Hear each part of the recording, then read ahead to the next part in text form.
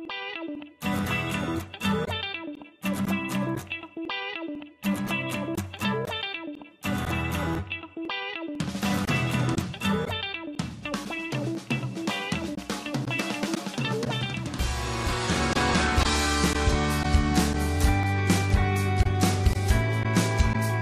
avons tenu à organiser une journée tourisme durable à l'attention du réseau des conseillers tourisme de CCI France.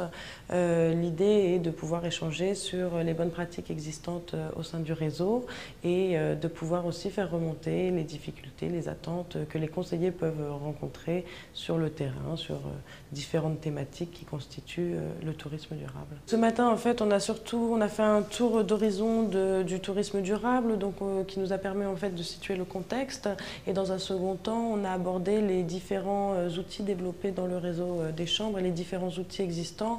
On a pu parler donc d'itinéraire Éco 3, on a pu parler de la démarche respect et aussi de l'étiquetage environnemental.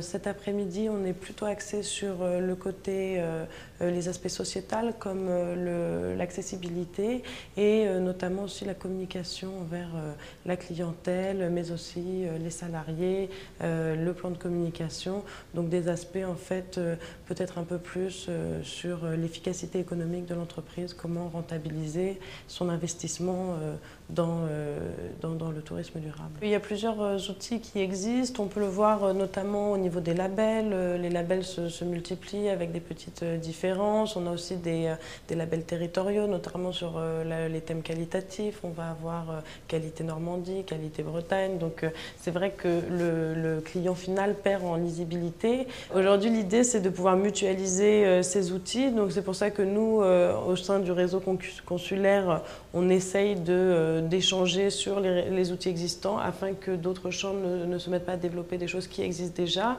On essaye de voir dans quelle mesure ces outils peuvent être transférés d'une chambre à l'autre. C'est vrai que nous, on a pu développer le prédiagnostic respect qui est vraiment une première marche, une sensibilisation vraiment au thème du développement durable. À partir de cette sensibilisation, le conseiller peut être à même d'évaluer, lui, la position de l'entreprise et de lui proposer, dans ces cas-là, ce qui va être le plus adapté, ou peut-être de lui proposer un premier diagnostic énergie qui, éventuellement, après, l'orientera vers un label, mais c'est vraiment des niveaux qui vont être différents. L'idée, c'est d'y aller petit à petit, et l'idée, c'est vraiment d'inscrire les professionnels dans une démarche de progrès. Donc, on a également des collègues au niveau de l'environnement qui sont très actifs sur la normalisation. Donc, ils ont des dispositifs comme 1, 2, 3 environnement qui permettent d'accéder à l'ISO 14001 en plusieurs étapes.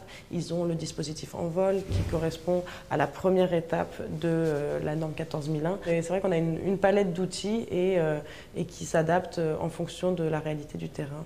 Ce qu'on a évoqué ce matin également, c'est que l'étiquette, oui, c'est peut-être une bonne façon de communiquer vers le client. Après, le label reste aussi une façon d'orienter sa stratégie d'entreprise, reste une façon de créer des outils de gestion, des tableaux de bord, et qui permet également de générer aussi toute une stratégie des valeurs de l'entreprise, d'orienter la formation du personnel, et donc tout ça c'est avec un audit extérieur également. Après c'est vrai qu'il y a aussi une question de lisibilité et que les chartes, enfin pas les chartes mais les grilles de critères des labels ne sont pas toujours forcément bien connues.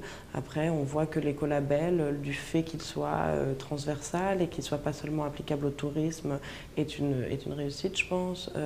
La clé verte aussi est quand même assez connue, donc aujourd'hui il s'étend au restaurant aussi. Donc moi je ne pourrais pas trancher au jour d'aujourd'hui. On voit que, mais au-delà de ça, on sent quand même une forte attente de la clientèle sur ces aspects. On l'a évoqué ce matin. Je pense qu'il est important d'apporter une information lisible. Donc peut-être que l'étiquette, en ce sens, permet vraiment une familiarisation du grand public.